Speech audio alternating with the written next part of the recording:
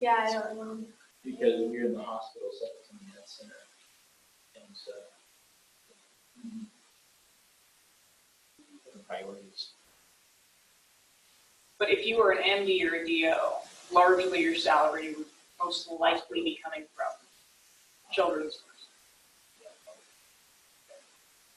Just like KU medicine was supposed to. Yeah, but as a researcher, like, yeah, my friend could not understand.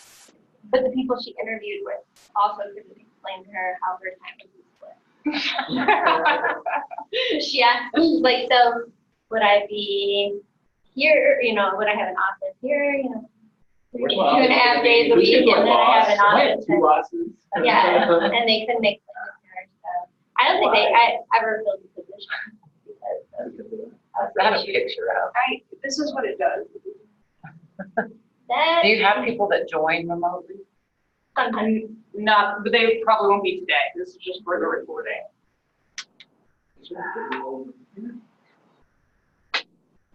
All right, better. Oh, Oh, it's right I'm there. looking at the, It's up by that TV over there. oh, that. Oh, so it was looking behind the TV. Oh. Colors are wrong. I have a really hard time with directions. So like when the left and right thing, when it goes opposite, like I'm out. I don't. When I was a little kid, I was talking to my mom a little while ago, and I was like, "Mom, you remember you used to take me to that doctor? You used to tell me we're going on the bumpy road today. You're gonna have a lot of fun. We're gonna go to this office." I'm like, Amy, that was occupational therapy because you couldn't tell left from right, and your hand-eye coordination was terrible. And I was like, oh, this place was great. It was so much fun. I was like 5 years old. And I was like, no, that was like, there was something seriously wrong with you. Bumpy road. What was it? A doctor out Well, in the she would country or what? take the back road. And I was like, this is so much fun.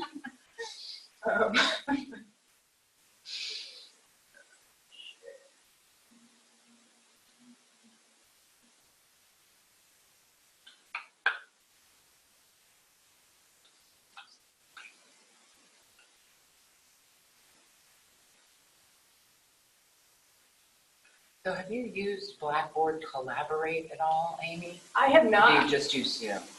I tried, I just used Zoom.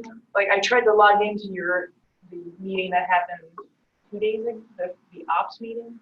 Do you collaborate? I couldn't hear anything. So maybe that was just it was like you were not authorized or something or other. So I don't know if that was just me, just everybody. Is it better than Zoom? You know, I'm just now figuring it out. I didn't use Zoom. I was using Adobe Connect just because that's what KU Med supports. Oh, really? So when we have big national meetings and stuff, we can get like standby IT people. But they've gotten rid of that and they're now using Blackboard Collaborate, which is super user friendly. So I'll have to get back to you if I like Zoom. I mean, for like me.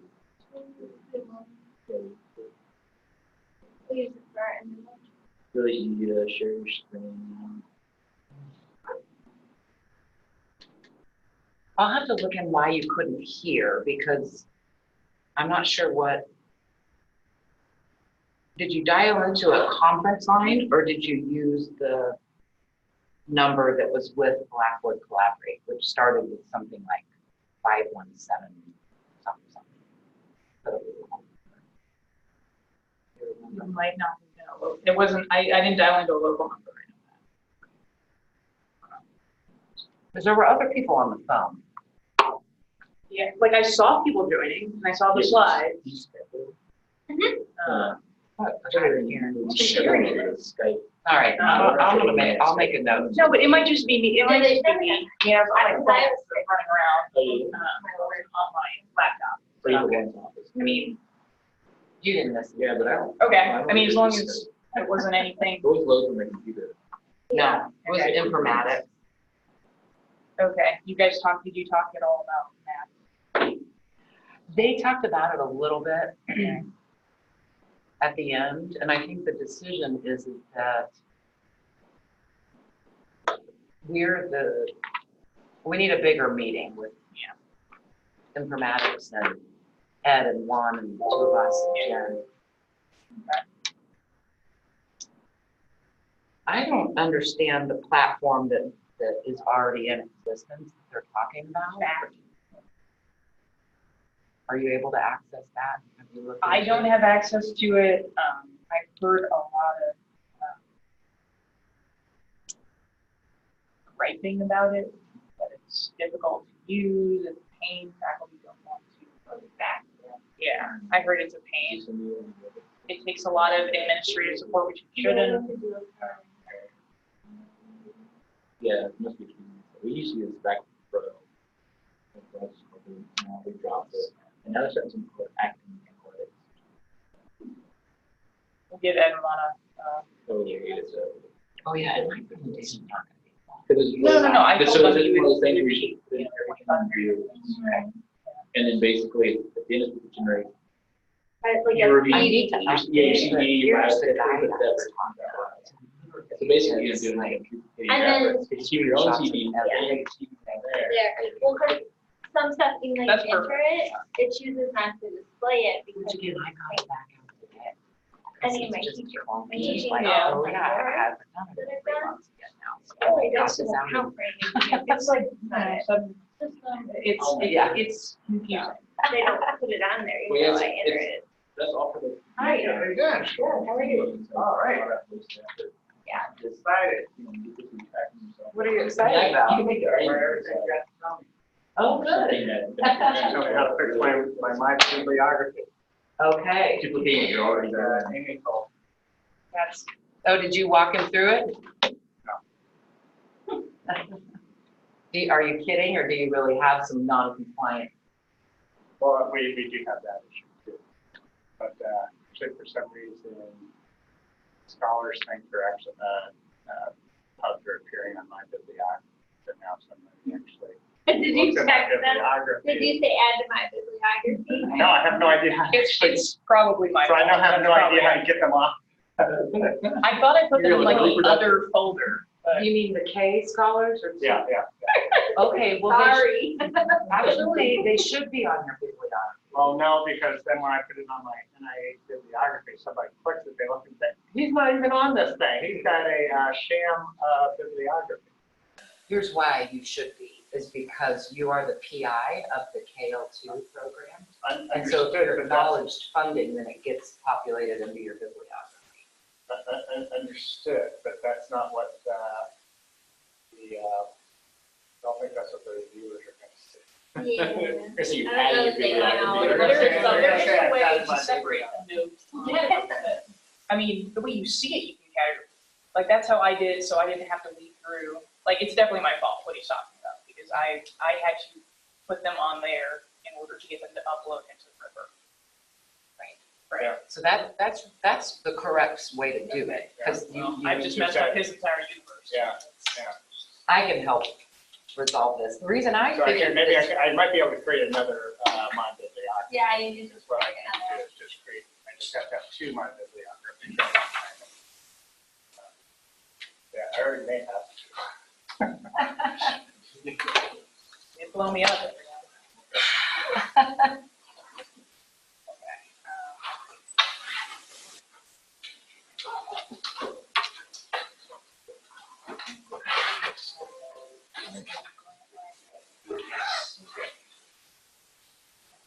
Everyone, one more minute. yeah.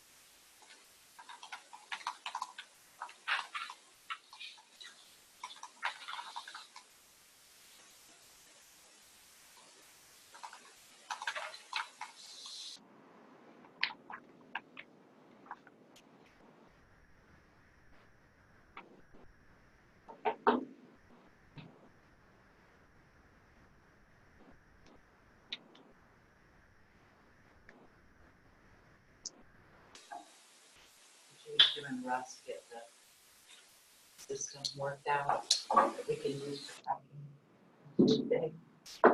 No, Not yet. not even close. We didn't even talk about it.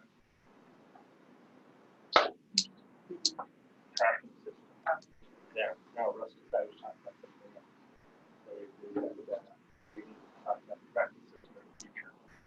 I think that's going to be Yeah, well.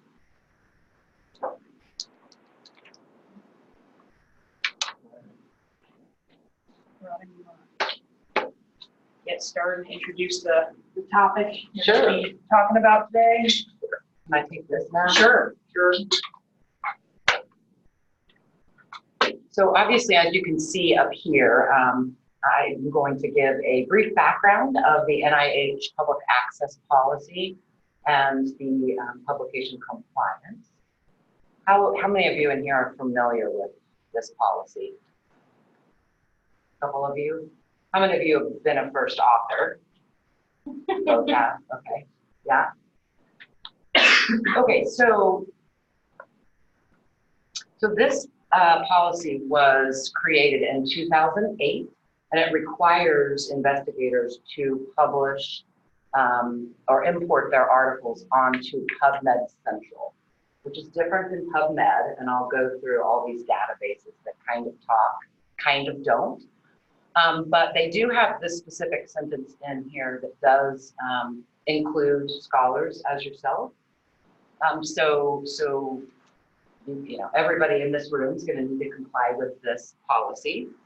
What it requires you to do is to get your manuscripts into PubMed Central within 3 months of its official publish date. It's actually a pretty short process to do this, but it's just clunky. And so that's why I've learned to do it for Frontiers and created myself a step-by-step guide that I'm happy to share. Really why this policy was put into place is so that full text articles could be made free to the public at least 12 months after their original publication date. As most of you know, the cost used to be for the readership, right? You had to buy a manuscript. Often when you're affiliated with a university, they may have access to that journal, but it used to be readers that would have to buy it. Now the cost for publishing is on authors. Those costs they vary about, I would say on average between $1,500 and $3,000, depending on the journal that you're publishing in, which NIH, of course, allows this to be a line item in your budget. I'm sure a lot of other organizations do as well. Right now, the Dykes Library, they have an open access fund, and I won't go into the details really about public access policy and open access just for lack of confusion, but they do have this fiscal year up to $25,000, so that's through June. There's a competitive monthly process if you want to apply for that assistance. That's an option. And then, of course, with any other services that Frontiers has to offer, you can always come knocking on our door if you get to the place where you're wanting to publish and you don't have the funds. Okay, so why comply with the public access policy? Of course, you're all doing public health research, and so you want to disseminate your research findings both locally, nationally, and internationally.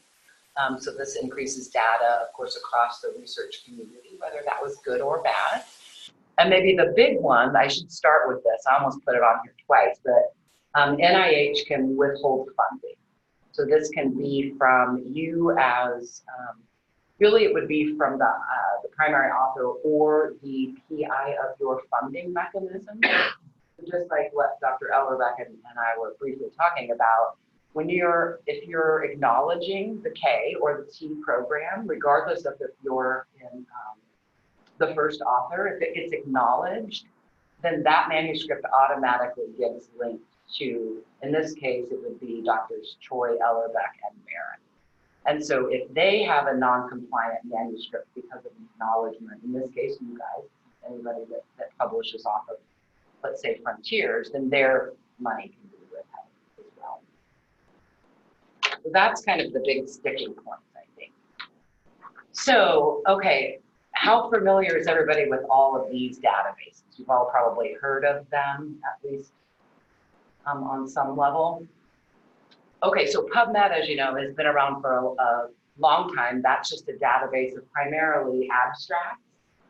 It does have some full manuscripts, but again, a lot of those will take you to a journal that's going to charge you for the paper. My NCBI is a dashboard. How many of you have like a bibliography or have most of you do? Okay. And do you access it often or, okay. Yeah. Anybody ever been to the NIH manuscript submission? I guess you probably have, both of you have. So have you've been a first author as well? Okay.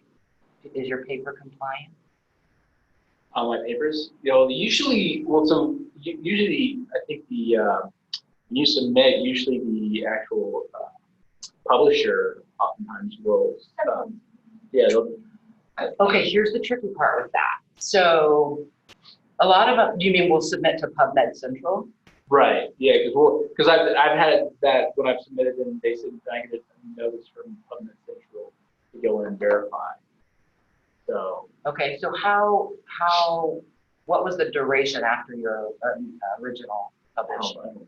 But I mean, there's sometimes they put a Embargo on it too, yeah. It's the 12, okay, so at least on the NIH website, which we all know how that can be, some publishers will put it into PubMed Central at 12 months. So that's great. However, for those 9 months after your original publication date, if the process hasn't been started, then your paper could be non-compliant. So it's great. I think it's worth, and there's lists on their website of which journals will do that for you. Just depends, method A, B, C, or D journals. So I would encourage everyone to just double check, because even if they'll do that process for you, it might not be in a timely enough fashion for any NIH institute or something. But good point.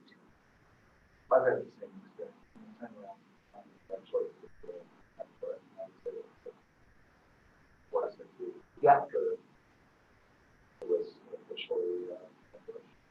Okay. So even if it's an access journal, then you stick it in there? I'm sorry? Then I got an email alert to approve it. You have to do the final. Even for open access? Yeah. It's kind of pointless, isn't it? I'm sorry. If it's an open access journal, why would you have to put it in? Yeah, no. It's open access. Like a lot of the journals now are open access, so they're freely available to everybody. Yeah. So then why would you need to put it in? You still need to know? NIH requires it to be a part of their PubMed Central database. Yeah, because sometimes it being open access doesn't necessarily share it to. Yeah. And all open access journals are not peer-reviewed journals, and so that may be why NIH requires it.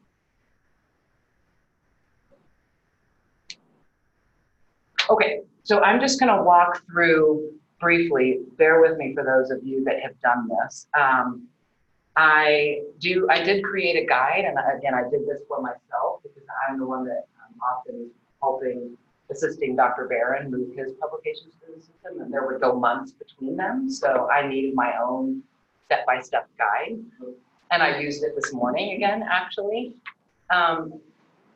So most of the time your manuscript's going to be auto-populated to PubMed or submitted, I guess, to PubMed by the journal, even if there is an embargo.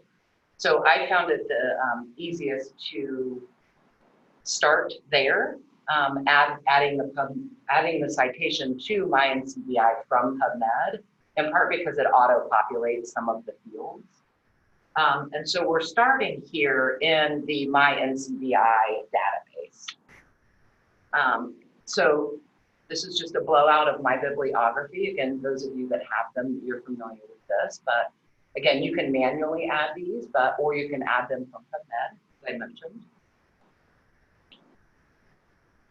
then you're going to add it to the award. So Amy, you and I may have to look at Ellerbeck's, but anybody that is acknowledged as an internal funder, in this case, Frontiers in the KL2 program, you would want to add that award. If you're doing this just on your own, then you would, of course, link it to whatever your grant award was.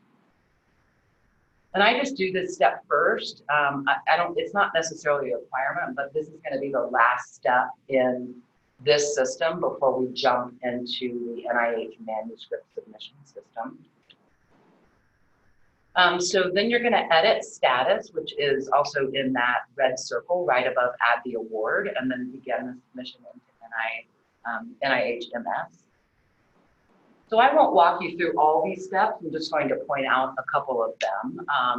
But you can see the tabs here in the middle, the title, add funding, uploading files, checking, set reviewer, and embargo. Again, some of this data will auto-populate as it's done here. Like I said, I'm going to skip the add funding, but I wanted to point out, and I learned a little bit of this by trial and error. So you're going to want to enter all of the information. I'm going to go here. In this citation, the first time I missed that because it's not a requirement, but once it's reviewed by NIH and that they came back and required this information. Again, it's just your standard information that you're going to see when you pull up PubMed. You do have to upload, of course, the manuscript file. I would also want to point out to just make sure you'll know, of course, if you're the one publishing, if there were supplemental tables or charts. But I've been double checking since I haven't been the first author just to make sure those are actually included in the PDF. Some of the journals will link you to these documents as opposed to have them be a part of that PDF. So there is this setting reviewer and embargo period as well. So as I mentioned earlier, I would, of course, NIH uses the language, they require you to do this immediately. I would encourage you, if your manuscript is, or your journal is not going to auto populate your manuscript into PubMed Central, as it happened for a couple of you guys, I would just do this immediately upon publication because it does allow you to set an embargo date here. So you can go ahead and approve your initial submission. And then this PMC journal list, which will be in the step-by-step instructions that also on NIH's website, but that contains the embargo period for all of the journals. So you'll just have to go into that list and look at what that embargo period is.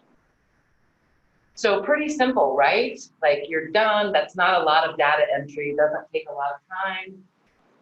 You're completed. That's what I felt like the first time. Well, not quite. There's one more step. And oops, I went backwards. So now it's time for review. So the first author or the PI has now started this process. NIHMS will review just to make sure everything is complete before they're publishing, which if you're like me, I always like a second set of eyes on things. So that is undergoing NIHMS review, which is pretty straightforward. You can see in your manuscript list, there are a number of tabs up here. If you have a lot of manuscripts, you can see where things are in progress or if something needs your attention. They won't always notify. They won't notify you. I don't think they'll notify you if there's an issue, but you can see it if you log into this system. So when I've done this, it's only taken a couple of weeks for them to do their review. Again, if you started out, as soon as you publish, then you've got plenty of time. So once they have reviewed and approved, they'll send it back, as a few of you have experienced, for your final review, saying, that way everybody's on page with the final documents, and then it will start the conversion to the PubMed Central.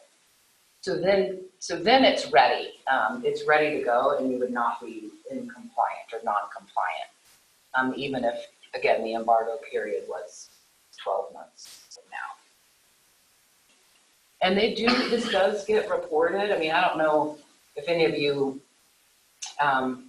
receive, or if Amy sent to you the non-compliant / compliant spreadsheet that the library sends out every month. Has anybody seen that? Oh, yeah. Yeah? And you check your name? I Or see- maybe I see- not. I see Baron's name on there a lot though, too. I know, I'm working on it. That's why I got my instructions back out this morning. You know, I will say that's interesting. And I'll bring this up because of what you said. They're starting to populate that report, again, for those of you that aren't really familiar with it, with manuscripts that have just been published that will not be entered into PubMed Central by the journal. So for example, there are several on that spreadsheet that were published in September and October of this year.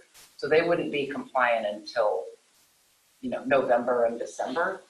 But their NIH is starting to add them to the report because the journal won't do it. Again, you guys had success of that happening pretty quickly, but I would just encourage to maybe to pay attention to that period. So I just threw this in here. My instructions have an appendices at the end, and what I have learned from emailing people that we had funded in the past that had non-compliant manuscripts, that they had to approve this final step. And what I think has happened is that a lot of people are just deleting these emails because, I mean, look at the subject line. It's kind of generic enough. I think a lot of people were just deleting it. And so I think that's what happened. So again, I've added there to just pay attention that the emails will always come from this email address that's up in the blue bar at the top. And one thing I forgot to mention in the submission process, you know, it can either be the primary author. Let me say, it has to either be the primary author or the PI of the funding mechanism. In this case, it would be Ed or Juan. The corresponding author, or is it the primary author? It's the primary author. Number one, first author. Yeah. Okay. Which is typically the corresponding author. Not always, right? so. All right, so it's the primary author. Primary author or the PI can move them through this system. I will say if whoever starts the process is the one that has to officially approve. And if any of you were to delegate somebody, you know, an administrative assistant to start this process for you, it still will have to be the primary author or the PI that officially approves.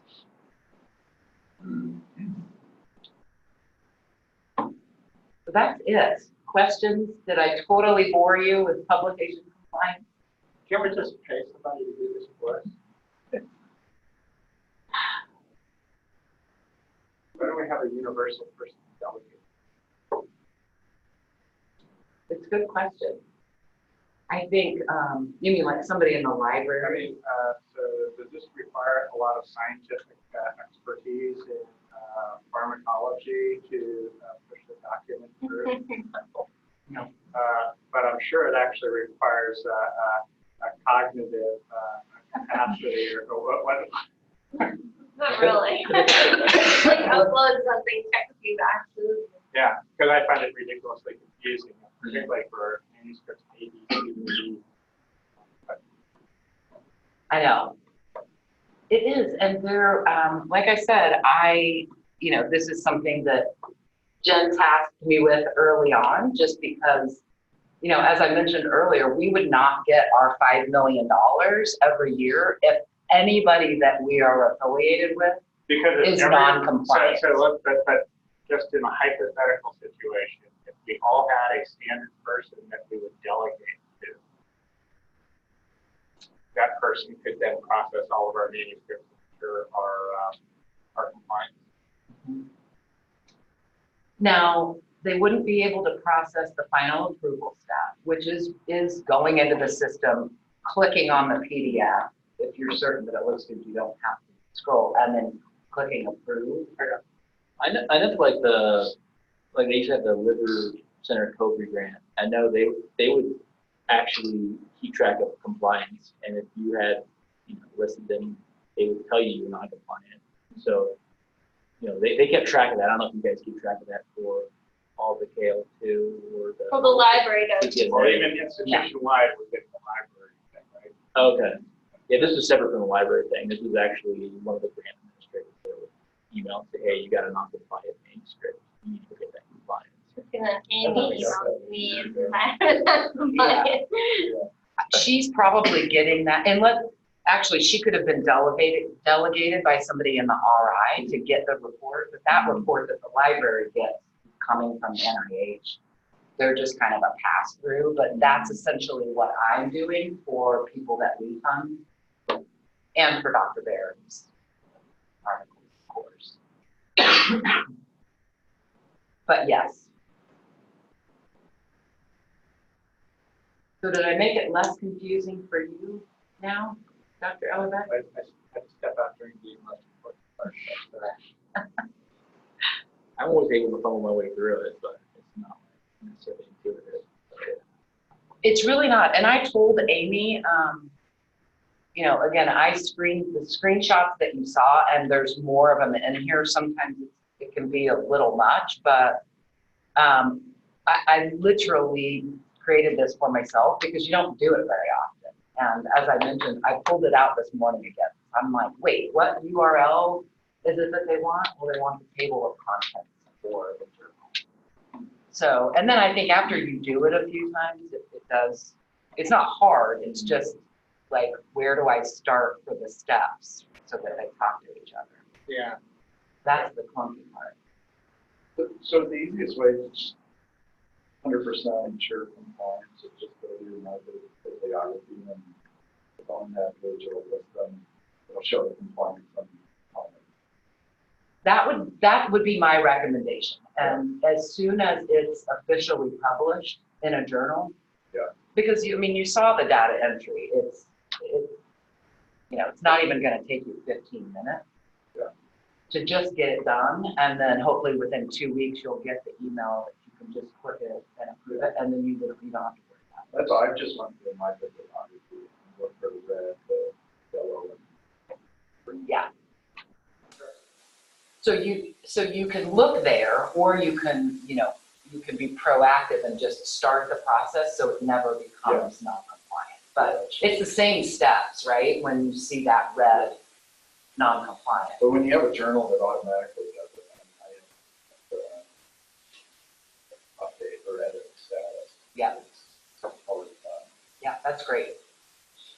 So say you're working with somebody in another institution, another primary author, but yet you're on paper and then you basically list that you were KL2 and they are the primary author, so, and they're not supported by the KL2. So all that's going to go to them then? It's going to go to, here's what I think it's going to do from my experience with Barron's and knowing who we funded. It's going to go to the primary author and every funding mechanism that was acknowledged. And the rationale is that we want to, and we are required to report our publications that arise from, in this case, K&T scholars, right? So to link it to my bibliography, to PubMed Central, to my NCBI, and ultimately then ERA Commons for our annual report, it will, here, the spreadsheet will list Dr. Ellerbeck as the awardee. If your colleague from another institute is the primary author and they're citing their grant, they will also get that notification. Yeah, because right now I have one non-compliant. But if the primary author, that's another institution with the primary grant, then fine. upload it. He has That's it. Boy, that's, he's not compliant, and you're not compliant. to. Yeah. You just email him. Yeah. Still. Somebody else then. Yeah, that's a little scary. Yeah, yeah. I mean, I don't even What have if- to. What if they can Yeah.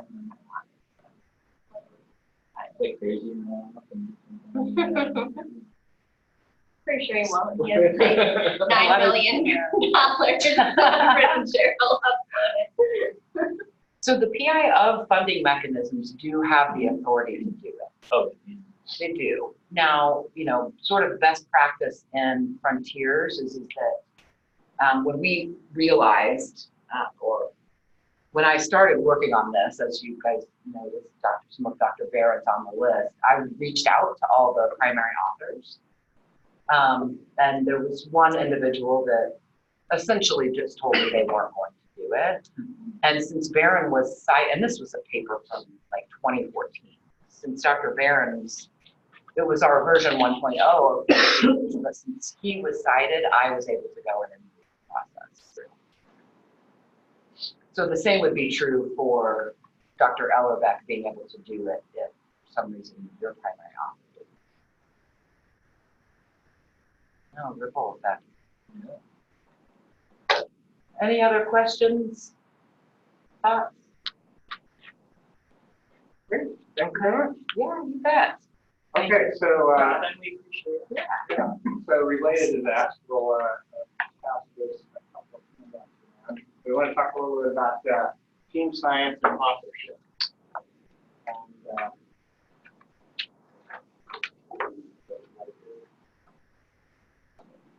And,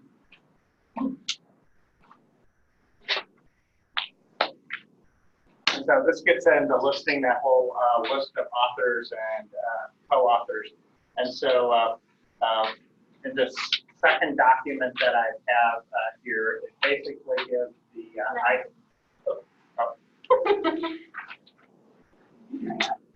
whatever. He gets one of these too. I gave you that. Oh,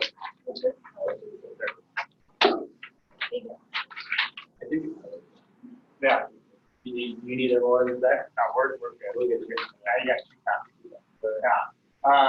So I wanted to basically, this one's really easy because it gives the criteria for authorship in 4 bullet points. Okay. And if you actually look at the authorship of team science article, it actually uses the JAMA version of it, which is sort of what people attest to when they mark on it. So there's lots of different things that you're attesting to, but it essentially boils down to a different way of listing these 4 bullet points. And so what I wanted to ask is whether or not these bullet points jive with the authorship issues on your last name, right?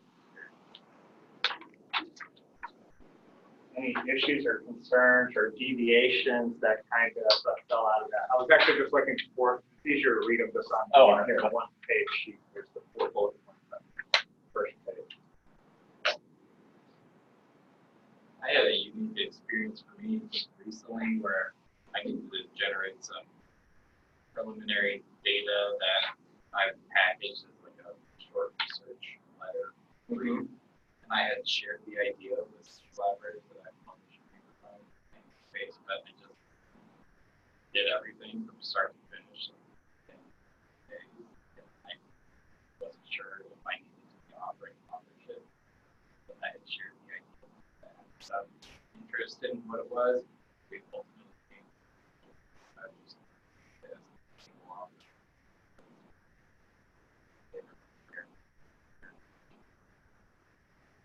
Okay. Well, and so if you would have reviewed these criteria, they clearly would have actually. No, the letter of this law, no, but I still felt on the goal to be inclusive. Okay. So in what ways are other people feeling bold in some ways to include people who don't meet criteria for authorship? I guess the end of the position where I was included as an author. Okay. Okay. What what do you do about that? Yeah. But I can, I don't know why I put it on the transcript. I wasn't in when they were collected or, you know, it was the script being written. And then you keep me in that thing. Didn't work out so well for me. Okay, so trying to get off of authorship is a problem, but yeah. So was your name on it, and it was so this actually gets into the responsibility because it's sort of hard to actually deal with something if somebody submits something and just leave and has your name on it, you completely out of it.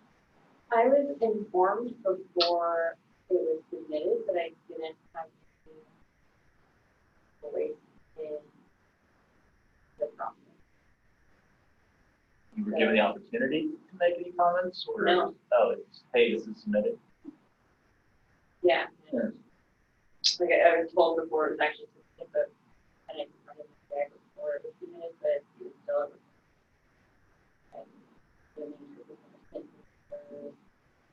And the only thing that contributed was like having to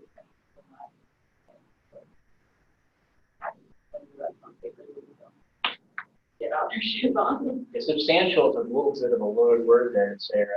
Substantial Right. Contribution. What does that mean exactly? Yeah, so you could argue that your discussions in the laboratory meetings have substantial contributions, or but let's take it as the let's be generous to the person who is actually putting this together. It is not that your contribution. But so let's say that they say because you were discussing it, but then what's their obligation to put you on a co-author? Send it to you a week ahead of time and say, hey, if you have any edits or critiques, please give me feedback.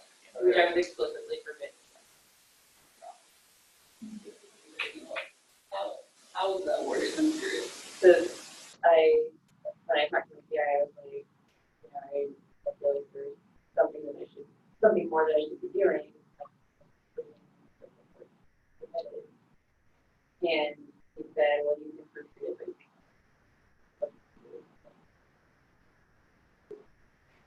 you Say that. So, yeah, I felt very. Would you have likely made substantial changes to it, you think? Probably, well. I don't know if that really matters. Well, I'm just wondering, like, I know I'm just asking, is it like what? I just wonder why you guys would say that. Yeah, I mean, yeah. If you're like, was you fearful I would push it off longer to get it submitted? Like, Yeah, I also think, like, I was a brand new graduate student a lot of times, part of it was worried that anything I could have suggested would have delayed the manuscript being submitted, but also he would not have agreed with it. But I mean, I get comments from co-authors. and I I mean, Yeah. Times as the primary author, I guess Yeah. you don't have to incorporate every single comment. Yeah. It was very. Well, I think if being a co-author, you have to respect some autonomy of the primary author, but still identify what things they want help with or something. Okay. Yeah. Okay. So yeah, it sounds like a fairly substantial and that's part of the reason I was posing it. But I think the expression on your face suggests. I've been thinking of whether that I even want to say it. What about situations where you're not necessarily forced, but you're encouraged to add co-authors of people who essentially influence their patients that you're including in the study? So yeah, so that's more or less what I was expecting to see come up. So how does that actually happen? Does anybody else have this? So I mean, I've had situations where I've been studying the final draft out somebody else on the manuscript all themselves in the process before, so I don't feel like I was the first author, so they say anything, but it's just kind of awkward. Sometimes we do it to start to establish a link between us and another investigator, and say we're working with a physician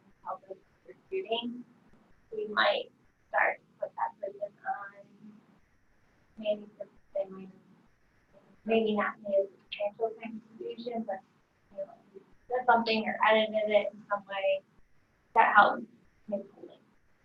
So, and I think that that's actually something that we do a lot, okay? 'Cause we're trying to use them, and frankly, the cheapest way to use somebody is not to pay them, is to give them co-authorship on a manuscript, right? Which is to a certain extent what we may be describing here. The trick, though, is that if we are offering that to them at the end, so we got everything here, it's all ready to go out. We're going to put you on as co-author. Here's the last version of the manuscript. Sign this attestation that you did all of these things. To a certain extent, that's not fair to them either, because we're forcing them to commit ethical lapse, I guess would be a way to put it. Is there a way around that? I mean, because this is not the first time we're going to encounter this. I think this is going to be. A lot of times the physicians are more than happy to comply just because they want the publication as well. They want the well, are you suggesting that physicians have ethical lapses and have no qualms with signing documents without reading them or ignoring what they're testing to? No, I mean, they usually read it, but they also use Okay, I do home health plans of care all the time. Yeah, I'm sure I've read the 55 medications that they're actually on and reconcile them all to DHI. Sorry, that was another track. Off track. But yeah. So other thoughts about how to deal with that? I like having discussions up front. You have a project that you know is going to go to publications. Having the discussion earlier rather than authorship. For instance, we had paper a couple of years ago. I did the statistical work, but needed to invest the services of the statistician to really have a variant model, which was really easy to do. I just had more validation than anything else, and actually contributed substantially to the editing of the process and kind of the overall message as well. But good to Steve encouraged me to kind of have that discussion earlier rather than later. But I just feel that helps. It's an underlying. And I think people then know that they need to contribute substantially to the work as well. Yeah, and I think I was trying to read between the lines here because you see these multi-author manuscripts where there's 300 authors, and clearly they're not all attesting to the validity of the entire piece of it, but I guess they do have a substantial contribution they're going to attest to that piece. I guess that's the interpretation that we have now. Okay. That makes sense, engaging them up front. Yeah, and so I actually had a nice experience. We recently did. But it can't be a bribe, though. Like, well, you do the thing, and I'll include you as a co-author just for like one little small. I don't know. It's kind of a fine line. Okay. I mean, isn't it? Like, I mean, just not with that word. When you think about it, it's kind of a quid pro quo. You do this, then we'll give you that. Yeah. It's an exchange of sorts. Yeah. I'm sorry, it's collaboration. But I think it is. I mean, they have to be contributing substantial work. I wouldn't offer something like that unless they're actually contributing substantial work and be involved in the process. Yeah. So I recently had a tutorial process that we actually used where I actually had a number of clinicians on my advisory board. Actually, they actually were on my data safety monitoring. And the P-Corey process actually did force me to engage them throughout the process, so they did have some contributions throughout. So even though it was relatively modest, and I didn't have to actually pay them, we were able to then use the authorship. But I did make sure that they saw several versions of the manuscript and had the opportunity to comment. In fact, several of them did actually provide useful so it's kind of your situation, but I'm trying to get them. Let's put it this way. it would have been very easy to ignore them multiple points. And I think in the situation we're suggesting here that they're encouraging you to ignore a potential input from your co-authors, that other issues related to the authorship process. So you're actually using authorship as a way to actually build collaboration, build teamwork. And I think for scholars, that's actually not an unreasonable thing to do, particularly if you're going to go after a grant application in the future and you want to have that person as a co-investigator and you want to document the track record. That just makes good career development sense. The trick is then still trying to adhere to these criteria that you're onboarding. Other issues or thoughts with that? Any issues related to authorship order?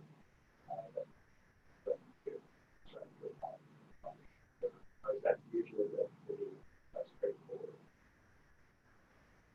I think some people like to try and work it out at the beginning, but I don't like which is I think a good idea, but ultimately when it comes to the end, who ends up writing the manuscript, usually the person either the first or last author, right? So I mean, I don't know. So I'm always hesitant to agree to authorship order prior to actually doing the work and submitting the manuscript for that simple reason, because oftentimes that may not fall on that person. So without doing that, has anybody got to do it over? I mean, such as that you were putting in all the effort, you thought you were going to be first author, and then suddenly got bumped. Oh, yeah, that. Yeah, I have to leave grad school.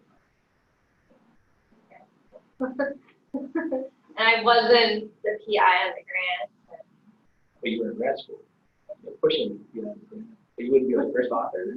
And no, I wasn't Oh. first author. And But you had done the majority of I the work. wrote the entire thing. Okay, yeah. So that is, and that's what I wanted to find out. So as a grad student, you get screwed over like that. Okay. In retrospect, do you think that you think you were too powerless to actually address that? Yeah, I mean, yeah. Okay. What about the Yeah, idea? the power was that, but, I mean, this was Yeah. on the cardiology side, and not where I was accustomed to being the first author in farm side, because we did a majority, had to do the majority. But on the cardiac side, it was somebody who did a first author publication here too. In retrospect, somebody who did a publication for promotion. So why weren't they last author? No, they're first. I got bumped to second, third. Because I mean, first and last I was are. invited in outside learning. Oh, So I didn't fight it at the time, but like you mentioned, the grad school and stuff. Yeah.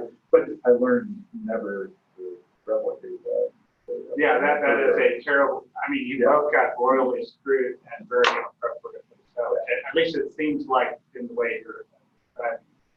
And I've been completely removed from, like, even though I wrote 3 pages. Yeah, I got completely removed from a JAMA submission because as a co-author, I basically said I don't feel like I can vouch for this analysis. I said, oh, well, that's easy. No, mine, I got removed because I wasn't there when the work was originally designed. But that's not a requirement. Right. Yeah. But even though, yeah, One of the things. Okay. I was removed because I wasn't there. Okay. What about this idea But I of don't code? think that's Plenty of time for the code first. Well, then the PI of the grant will remove me. As others. That I had too many Too many.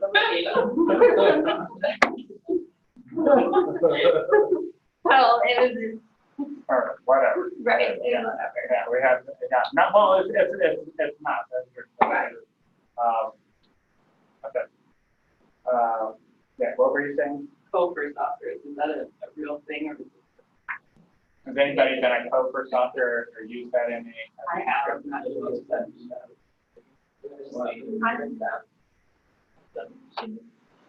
Yeah. I don't really know that.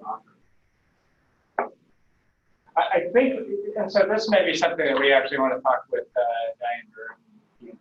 I think people are recognizing that, so I think it is recognized. So I think to me, the biggest appeal, don't get short citation, where even if you're a senior author, and there's 5 authors in the author list, you're not going to not show up in degree examination.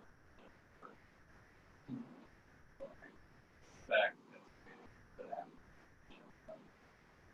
that's that. Yeah. But usually, like, if you listed in your own bibliography, and if you're co-first, you would, and it's you, and you first, they're bibliography. Like say in the CV, the name of their name first. So, Is it only certain journals that allow that? 'Cause, like, some journals don't allow it. Okay, because it's like I've never actually listened to that one in for any stuff. But you could have to. I've seen it on a bunch of CVs now, but I haven't. But usually it's like a little asterisk and say, these 2 authors contributed equally to the manuscript. So, I mean, So yeah, it somebody- must be certain journals. Yeah, maybe on the business side. Correct. Yeah, because I've never. So so I have 2 other themes that I wanted to get at. One is okay, so a lot of us now are starting to have our own training. That in theory, we're not going to screw over the way you got screwed over, or is that the plan? Happen to be? No, This is how I got this. Okay, you're going to break the cycle. Okay, I'm very glad to hear that. So would there be any circumstances where you're actually working with the trainee, the expectation is they're going to be the first author on the manuscript, you're trying to help them with the analysis? Would there be any times when you would actually revoke that?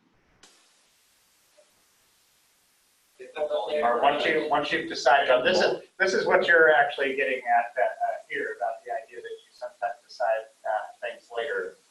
Would there, I haven't, but I mean, I can foresee that occurring if they drop the ball on it and then somebody else has to finish it off. Okay. Or we have to completely rewrite a lot of it. But then what do you do, make yourself first author? Like, I mean, but you have a trainee, and right? I mean, rewriting is one thing. I think dropping the ball and not even finishing the analysis. I mean, I think that's a clear. Right. In the case of somebody, you are no longer the first author because you haven't completed the project. Yeah. I mean, so much of it is like making a coherent story out of the data, and I mean, the results that I think is always kind of. So actually, I'm intrigued by this because some of our junior scholars really have a lot of problems writing an article. Okay, and they just may not be able to tell a coherent story. And so the only way you feel that you can fix this up is to completely rewrite it. How would you potentially? So let's say they're adhering to their. So first off, they're non-responsive to deadlines. Okay, they're not doing what you actually laid out. That seems pretty clear. You actually lay out very clear guidelines. You know, if you're going to be first author on this manuscript, I have to have this version by this time. I have to have these analysis by this time. This is what I expect. You can lay that out. If they don't meet those criteria, they're not going to be first author. You either bump them or maybe they don't become a full author at all because they don't meet the criteria. They meet the criteria eventually. Right? We got that to back us up.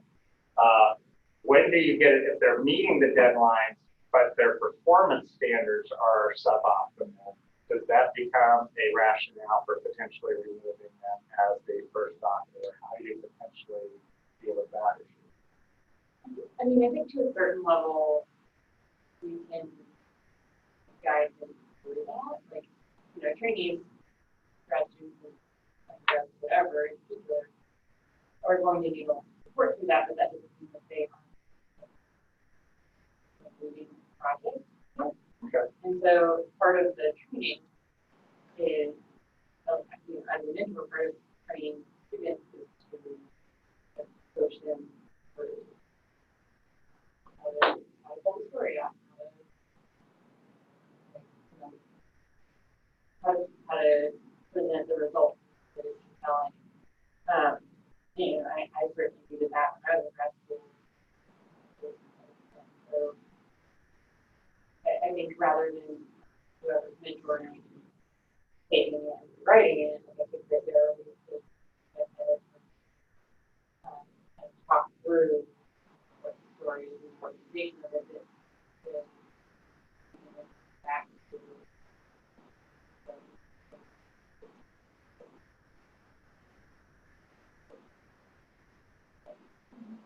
I look at it as a bit of a collaborative effort. I mean, I think that kind of consistent communication is important, and usually like I would start on a section first, so I can go through the story. I start with figures, actually, and then so that they may tell one story, but I may say that they'll tell another story, and so then once we can kind of come to agreement on the story of the figures, start writing results, and then work on that together, right? So then it's, I mean, no matter what, I think if you have a trainee, and that's what it's all about, is kind of the iterative process, and they should be learning process, right?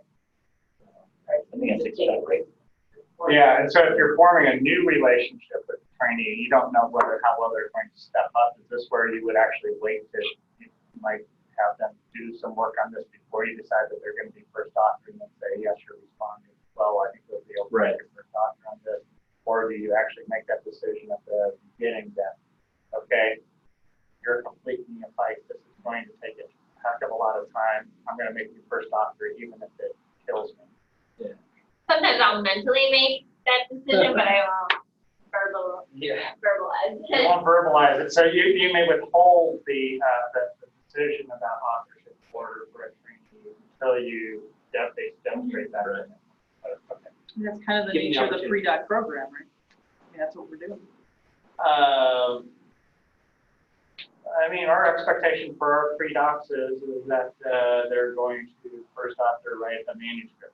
And that was where the thing is, at some point in time, we made a step that failed. Okay, if you failed, you can't actually, I don't know, that's what I was worried. Here or there, we just have to work our ass off until right. And that's not going to happen. So I have one experience, so I take back what I said about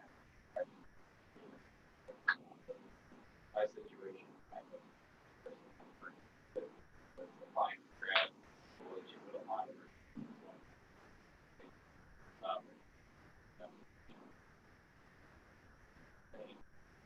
And she made me apply to writing script. I sat down and basically rewrite it just because I'm not that used to delegating writing to other people. But at a certain point, I got so frustrated trying to write it.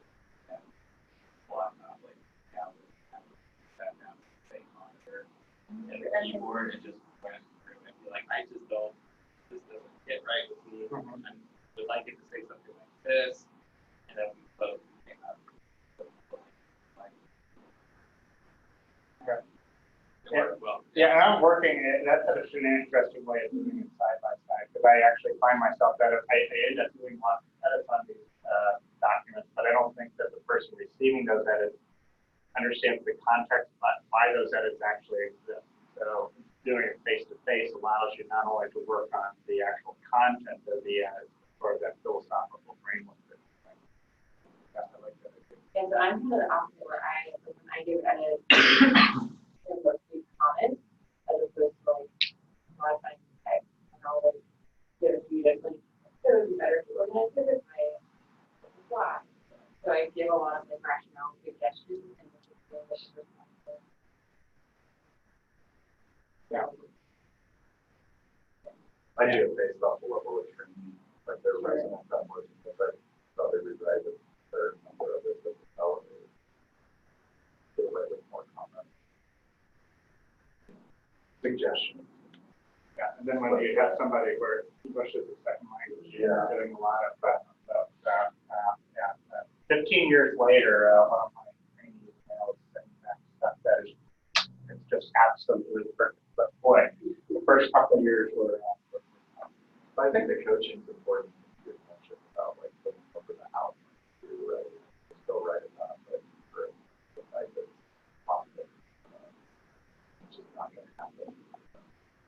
actually outline paragraph by paragraph. Sometimes it's helpful. What should be? Yes, what's the theme of each paragraph? Go through that one. And frankly, that's why I thought Curtis's presentation was awesome. It was just, I know not everybody was able to be here, but he did a really nice job of breaking down. And that brings up the last thing I want to do, which is sort of team science of authorship. Is we've had some situations where people have taken the draft of the manuscript and then sent it to their mentor and are waiting for responses. Okay. Timelines. So I would just, so how do you handle that? I really always try to put a deadline. Everything has a deadline, so you never hand something off to somebody for a thing without a deadline. Yeah. Okay. Okay. And get asked if I know I don't want you to comment on the introduction because I know that it's solid. I'll Yeah, be I might add can you further think perspective. I have added the comment in the discussion like your help language and fast topics in the method section. So Yeah. that's smart because it also limits their amount of work so that you can get faster response. Yeah, I do that especially with grants. Like, okay, can you look at the guide, the RD and the grant? I like that. That's smart. Okay. Okay. Especially clinical class. Okay. So has anybody ended up with manuscripts sort of in ether forever? Multiple times. Okay. Yeah. Don't do that. Well, That's what Ryan says. in grad school, like, I had, we did PI, and like, that is, oh, this is, and 6 months later. It's kind of hard to put a deadline to your PI. Right, exactly, because they know that. Usually they're going to be the ones motivated to publish, and usually they're going to be deadlines. Yeah. Right. Yeah. So and so tell me more about the weekly meetings that you were having. Is that presumably a weekly mentorship meeting? Yeah. Well, what the heck good is he? If you're having a weekly mentorship meeting, you can't get your primary product. Sorry. Yeah, that's when I just like print it out or pull it up and be like, okay, can we walk through this? Yeah, so you're basically, setting the agenda then for your. Right, but then I got in trouble if I heard the agenda because, it wasn't my job. See, in most cases, people who have mentored me have thought like we need to have more of a collaborative relationship rather than a hierarchy. At least the ones that I've been. Yeah. I really appreciated that type of relationship Yeah. versus having a hierarchy. But I was actually like the idea of well, it doesn't work in your situation, but using appointments as another deadline. So, Right. So a lot of times if you say, hey, I'd like to have comments back from you in a week. A week is actually very vague. You may think it's 7 days. For some people, it's some indeterminate time in the foreseeable future. I usually say date and a time, like close of business on. That is much more specific. But the other way then, if they're not meeting those deadlines, would be that we typically would use would be to set up a meeting. I don't know if you do that. So I'm going to meet with you. It feels so good. My first instinct, like I don't have specific tasks to assign to my data manager person. Like my first instinct is just do next week, but then I'm trying to get in the habit of still having the meeting, then we'll use that time to solve the problem together that I've been putting off, thinking that I need to solve it before I can tell her to do something. And then we'll just figure it out together and then use the process. Yeah, I'm glad you brought that up because I've used canceled meetings as a great way to procrastinate in the past. And I think that's a nice way to try to keep yourself on that. Okay, so we're never sending a manuscript out without a deadline for when we get the response back. If we have to, we'll make the date, time and date specific with a potential follow-up meeting. And if it's 6 months later, we're still not getting comments back, then Then you graduate and then all of a sudden. then there's another problem. Then you get to kind of. And then you get to work on it while you're all of a sudden. Go. And then there's another problem. Okay, great. Anything else that, any other experiences about that, Determining first and last author, like when we make that shit. Yeah, so what makes a person a last author? And I know there was a big time when we were actually going to get rid of last authorship. Everything was supposed to be just sequential and hierarchical, but we're not there. We've gone there. I'd say that's a training. First off. Like, Yeah, but make them even when first. you're a postdoc, you need last authorship in order to get up to a point where you It's more like being a junior. Yeah, as a postdoc, you should never be. Yeah. So trainees should virtually never be a last author. The last author is assumed to be the person who wrote, who's original, who's providing the infrastructure, the organization. Maybe they can find some. Mainly the They were the funding. PI of the grant. Yeah. Mainly that's the spot for the PI or somebody, some senior person who's provided the and that's where you actually want the training. Now there are also some advantages, but what you really want to be is you want to be last author, and you want to put an asterisk on the first author to indicate that they were your trainee. That's not obvious, and then when you start getting into the idea of having being in charge of T's and other things, or going up for promotion, you can actually say, here's 25 manuscripts. I was first author on 12 of them, and for these other 6 individuals on the right. That's on your CV though. You would the asterisk. Yeah, you can. Not on your my NCBI thing, but certainly for internal standards. Starting to build that track record of teaching and mentorship starts to look good. Keeping tabs of that. It doesn't do any good for you to actually say, I mentored them and I got them to the third author position. You can't put the asterisk there. It only works if you get them into the first position, then you put the asterisk. I was their mentor. But again, as a postdoc, that's not generally, you shouldn't be doing that.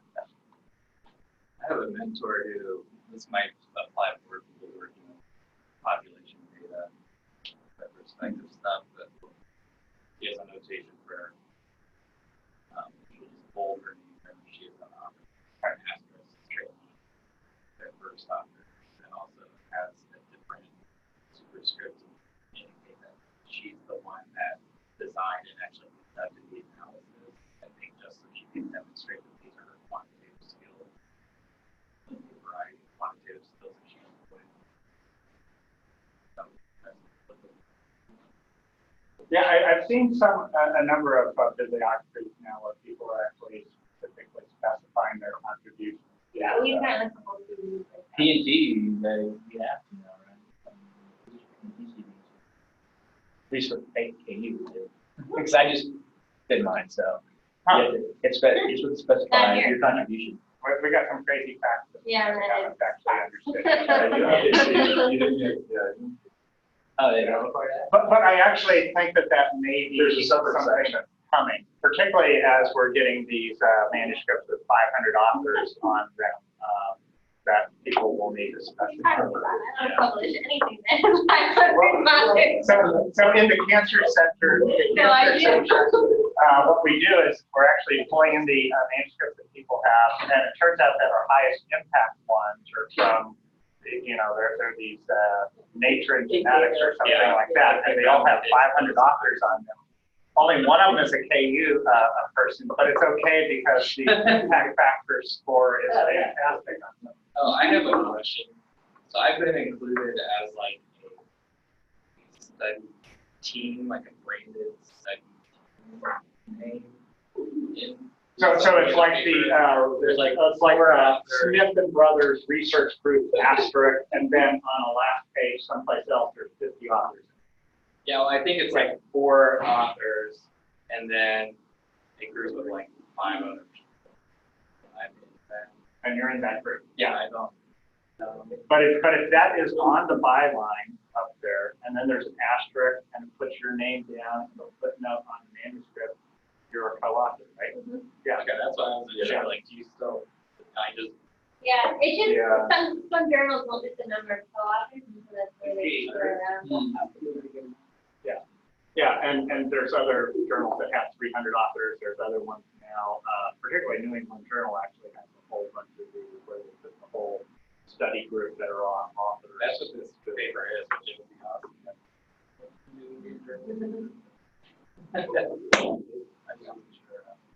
Yeah, it'd be nice if they actually had the formal name, but take it as it is. I would show up. Okay, great. Okay, well, great. Thank you very much. What's on the agenda for next time?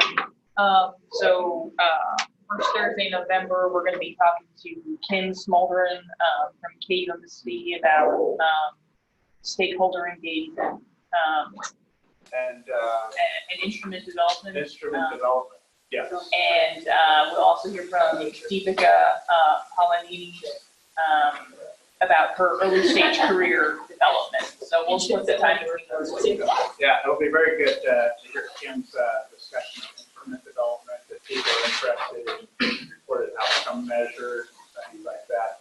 Kim's got some background in there. And if you wonder why John Spurtis has more citations per month than I'll ever have in my entire life, it's because of his development of those patient-reported outcome measures. It's pretty impressive. Okay, great. Thank you very much.